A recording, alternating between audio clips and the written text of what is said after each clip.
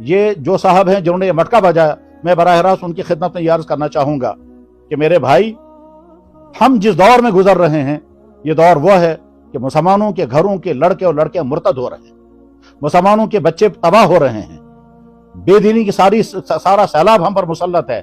न सिर्फ बेदीनी का बल्कि कुफ्र और इल्हाद और शिर्क हमारे घरों में तो दाखिल हो रहा है। अल्लाह ने आपको अगर मस्जिद का स्टेज दिया था तो उसको गाना बजाने के लिए और म्यूजिक साबित करने के लिए इस्तेमाल करने की बजाय काश आप उसको उम्मत के ईमान के बचाने के लिए इस्तेमाल करते तो कितनी अच्छी बात होती। मैं हिम्मत करके ये कहना चाहूंगा कि जनाब मोहतरम अब्दुल गनी साहब, क़यामत के दिन जब अल्लाह ताला आपसे पूछेंगे, जो चीज मेरे नबी ने हराम की थी तो उसको हलाल कैसे कर रहा था? जो चीज मैंने की ही नहीं थी तो उस बारे में क्यों मेरे बारे में कह रहा था? मैंने आदम को मिट्टी से पैदा किया था, तूने उससे कहा मटका बनाना जायज है, मुझे ये तुमने कैसे हिम्मत की है? तो अल्लाह ताला शान आपसे पूछेंगे, आप उस वक्त क्या जवाब देंगे?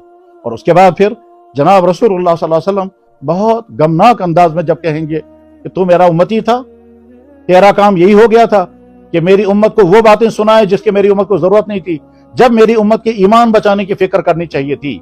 और ये सारे इमामों की जिम्मेदारी है कि मिंबर, मस्जिद का मिंबर, ये जुमे का खुद खिताब का ये स्टेज जो अल्लाह ने हमको दिया है, इसको उम्मत का ईमान बचाने, उम्मत के नौजवानों का किरदार बचाने के लिए इस्तेमाल किया जाना चाहिए, बजाय इसके कि हम उन बातों को बयान करने लगे जिन बातों का न दीन को कोई नफा है न दुनिया को कोई नफा है। तो गनी साहब, अब्दुल गनी साहब, अगर अल्लाह ताला शानो, अल्लाह के नबी फरमाएंगे, जो तू वहां हर जुमे को म्यूजिक के और सूफियाना मौसीकी के नाम पर जो बयान करता था, उससे मेरे दिन को क्या नफा होने वाला था? क्या उससे उम्मत का ईमान बचने वाला था? क्या उससे उम्मत के मसाइल हल होने वाले थे? क्या उससे उम्मत का किरदार कोई सही होने वाला था? ये मौजू तूने उठाया क्यों था और उस उठाने का मकसद क्या था? और जब ये हराम था तो हलाल बनाने की कोशिश क्यों कर रहा था? क्या सारी उम्मत गलत समझ रही थी? अज़ मोहम्मद रसूलुल्लाह सल्लल्लाहु अलैहि वसल्लम ता सहाबा, ताबीन, तबे ताबीन, फुक़हा, मुहद्दिसीन, औलिया किराम, खुसूसन यहाँ कश्मीर के हमारे वो तमाम औलिया जिनके जरिए से कश्मीर में इस्लाम की दौलत और नियामत आई, उनकी जिंदगी में सारा कहीं नहीं है। तो ये तमाम अगर आपसे सवाल करने लगेंगे, उस वक्त आप क्या जवाब देंगे? यहाँ के उलमा को तो आप चैलेंज करेंगे। आप कभी कहते हैं और मैं समझे यूं, कभी कहते हैं अनूक से मौलवी।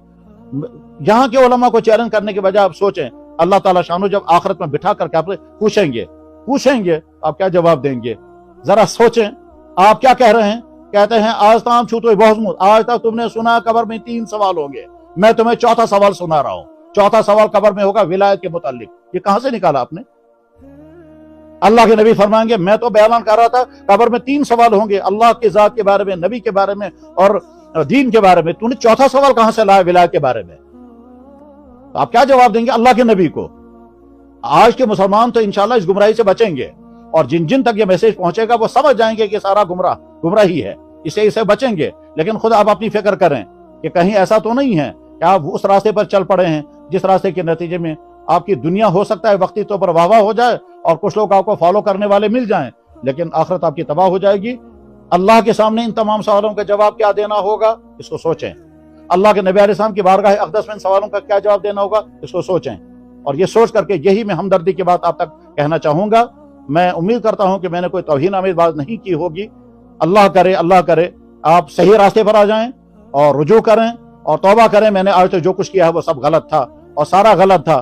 किस कदर अजीब बात है, आप फकीरी के नाम पर लोगों के डंडे मार रहे हैं। किस कदर अजीब बात है, फकीरी के नाम पर औरतों को पीट रहे हैं। ये कौन से दीन में है? क्या अल्लाह के नबी अलैहि सलाम ने दीन, सहाबाए किराम ने या जिन बुजुर्गों इधर हम तक दीन पहुंचाया, आज तक दीन के लिए ये डंडेबाजी इस तरह से कभी हुई है? इसलिए लोगों की जहालत का फायदा उठा करके ये